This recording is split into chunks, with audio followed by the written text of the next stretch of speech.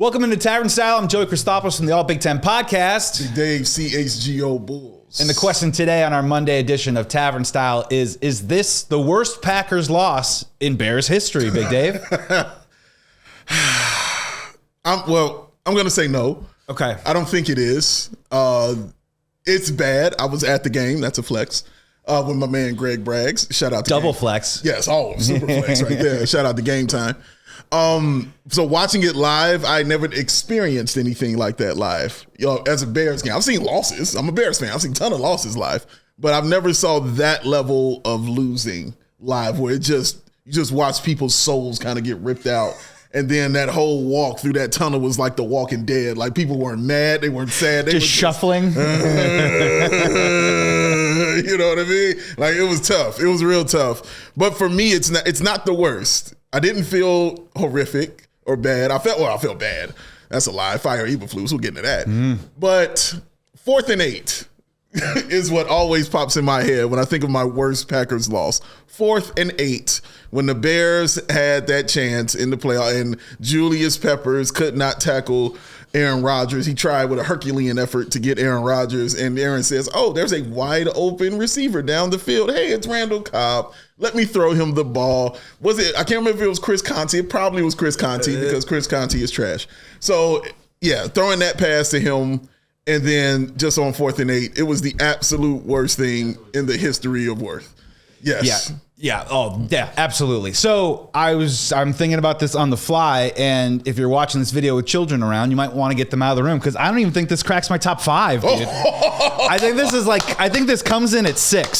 So it's bad. I got number 1 of all time losing the NFC Championship game. Jay gets hurt. Yeah. Caleb comes in. God. BJ Raji, all that stuff. Number 2. That's number 2. Number 2, I have the Chris Conte game. I'm 100% with you on that one. Number 3, this is a little bit more personal for me, but growing up, there was a Halloween once, and we all got dressed up, and it rained, so we all had to come home early to watch Brett Favre absolutely just tear us a new hole. Is that what they had on those trash jerseys? Yeah, they had those old. And my God. Brett Favre's stumbling over. Like colorful referees. Absolutely rocked us. That's number 3. Number 4, I'm going to go with the Khalil Mack game. Because we lost that game. We had an amazing first half. Oh, my God. And we somehow blew that game. We all think of those amazing highlights, but we lost that game. Number 5, I'm going to go either 2019 game, week 1 with Mitch. Here we go. We're going for it. We're going to win the Super Bowl. We're going to beat the Packers. Yeah. We lose, 10-7 or something like that? And then, I don't know, number 5, Justin's week 1. I mean, this doesn't crack the top 5 for me. Yeah. And that's what's sad. It's up there. Like for me, it's like you said, in that circle of 5 or 6. It's right there. But yes, thank you for all those wonderful, terrible memories right there. That Khalil Mack game, I remember it so well because I went to my brother's house to go watch it. And I mean, like you said, he dominated. He walked off the bus. He didn't even practice. He just walked off the bus and was just dominating them from the start. The fumble recovery. Rodgers got hurt. He came back and played. At halftime, my brother, we are celebrating.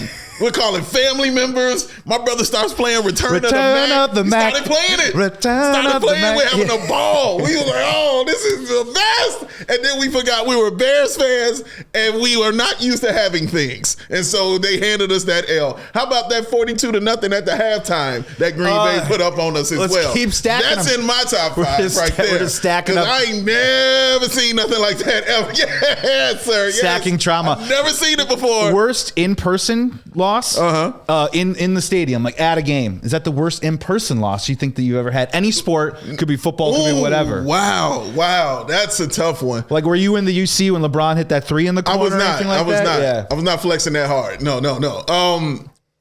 Honestly, I can't, for lack of thinking of something else, it might be the worst because, I've seen some losses and leaving the Bulls game when they were up 10 in the playoffs with my friend saying we had to go and they were up 10 and they came back and tied it, but Gilbert Arenas hit the game-winning shot. Yep. I didn't see it live, so it didn't bother me because I told my friend I'm about to whoop your ass if the Bulls actually win this game. I'm about to kick you out of this car. That was going to be violence. But turned out to be peaceful because they took the L and I wasn't happy about it. But this is up there. I was at that Packers game with Justin Fields. I was there for that too. Yeah. I was there for that L. So I saw that hot L right there from the suites. Shout out to Salesman Jim. I sat there and watched that hot L be delivered right to us. So that was tough too. This one is probably there, man, because I've never seen nothing like this. to being that close to it and then just have it ripped away like that before. So yeah, I'll say this is number one for lack of thinking of anything. What about you?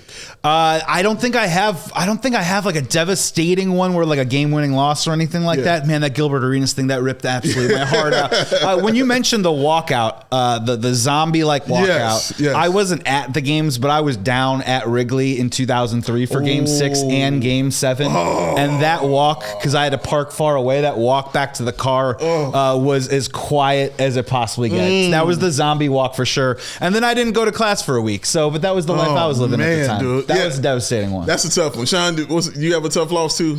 Because do you have a tough Bear-Packer loss or just a tough loss in general that you can remember seeing? I will just ask you guys this question. What's worse, the Hail Mary loss to the Commanders or this blocked field goal? Hail Mary. Oh, it's not. No, it's Hail Mary. Hail Mary was much, much worse. I think this is worse just because Stevenson's so dumb and that could be written off. Yeah. Like Caleb was just so perfect on this drive. That 4th and 3rd pass to Adunze just ripped my heart out. Oh, I was ready to just buy that man anything that he ever wanted. Like that, like you just ruined Caleb. Like I think that was the thing that I took away. See, like, I think the Hail Mary ruined Caleb. Because it was the setup was Tariq Stevenson waving at people. And it was also your coach trying to walk on the field and Caleb having to save him. It was also them rushing 3 people and not defending the play before because Flus didn't feel it was important, those 15 yards, when the other coach said this is the most important thing of the drive. And then it was on national television. And then you went ahead and you threw it, and they had sucked on offense all game long. The Bears did a great job. And then the guy who tips it into the hands of the person who caught it was the dude who was waving at people.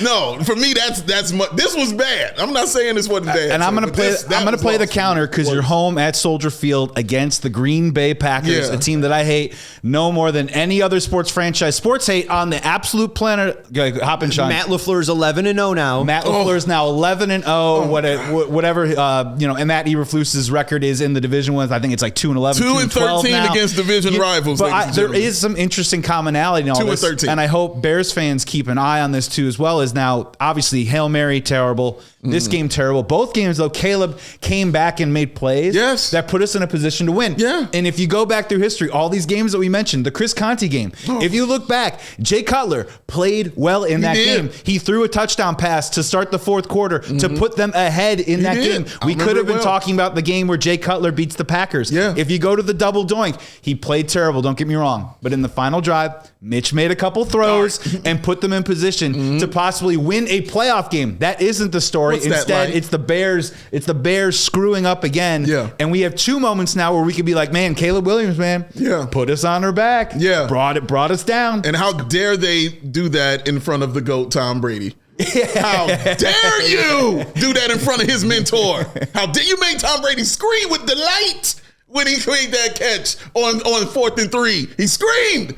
And then he said, how come they don't run another play? Because he's not an idiot. When Tom Brady's telling you should have ran another play, you're supposed to run another play. Flus, you're fired. Get out. Why are you here? Get out. Get off my couch. Go home. All I have to say is just... You know what? You're welcome, Tom Brady. You're welcome, Tom Brady. You now get to witness in person some of the things that the Chicago Bears do beyond Kevin White being 1 yard short of scoring a touchdown. But you're welcome, Tom Brady. You get to watch us Chicago Bears now and how we do it, how we've been doing it, and how we're going to continue to keep doing it. I'm so sorry, Tom Brady. Unless there's some sort of seismic foundational change. This was Tavern Style. I'm Joey Christopolous from the All Big Ten podcast. Big Dave, CHGO Bulls. We'll check you guys next week. Thanks for tuning in. We all silly like the mayor.